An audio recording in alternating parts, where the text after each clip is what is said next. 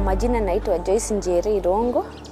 Niko na miaka 33 na nimebarikiwa na watoto 3. Nilianza kuona signs last year October, ambapo nilianza kuwa na heavy bleeding.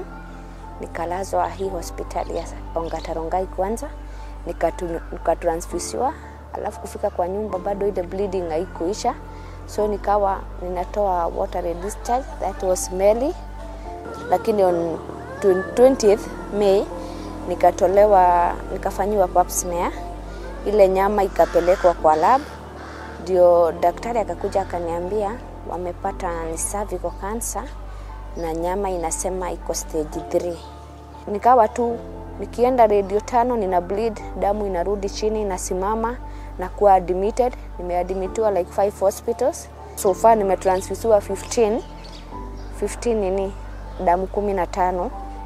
Kama uko na mtoto msichana ni muhimu sana apate hiyo chanjo, kwa sababu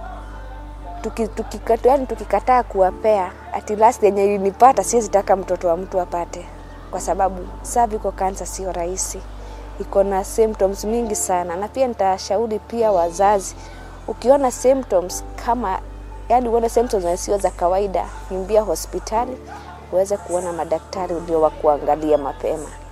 Tuliambiwa mapema inatibiwa mapema, lakini kisharuka pia ni process.